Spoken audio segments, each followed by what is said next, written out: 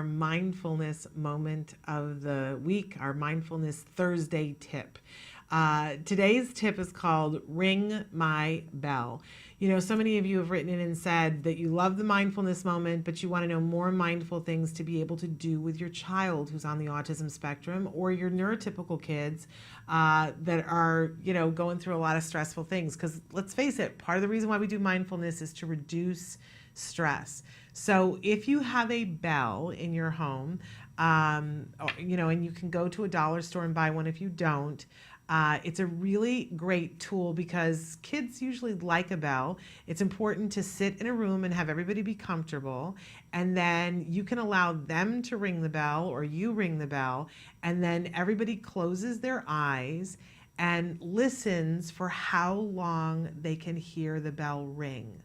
And when they no longer hear the reverberation of the bell, they can raise their hand, and they can take turns being with eyes open to see when do different people hear the reverberation of the bell. And what it does is it trains us and our kids on the spectrum to focus on one sense.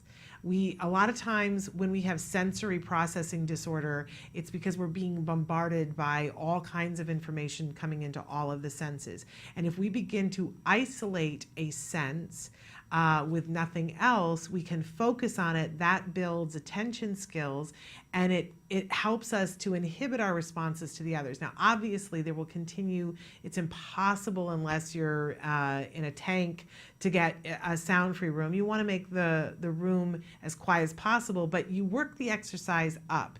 So, for instance, you start with the bell. How long can we hear the reverberation of the bell? And then you can ask everybody to sit in silence you can start with 10 seconds and say, ask them to listen, and then when the 10 seconds are over, to say all the things that they can hear. Now, if you've got a non-verbal child, you can ask them to point to what are the things that you hear. You will see kids who will point to the lights and say that they can hear the fluorescent lights because it makes a high-pitched sound that I can't hear, but a lot of them can hear it.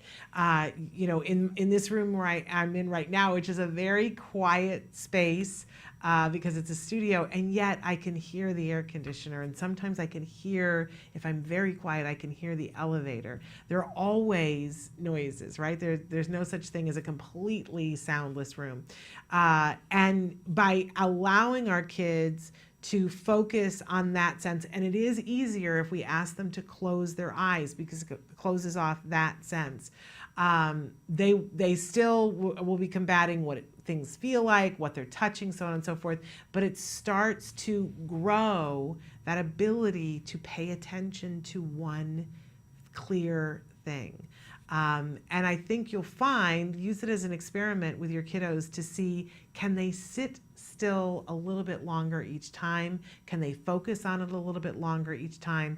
A lot of kids, for some reason, the bell makes it very reinforcing for them. Not for everyone. Try it.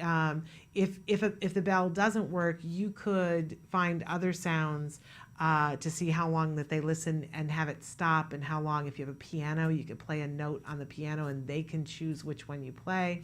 So lots of different ways to do it, but it's called Ring My Bell, and a way to help our kids learn to find that focus, quiet the senses so that they can focus on one thing. It's a really cool exercise. That's our mindfulness tip for the week. We're going to take a break, and then we're going to be back to talk about 5 things that you can do to prevent summer slide. Stick with us.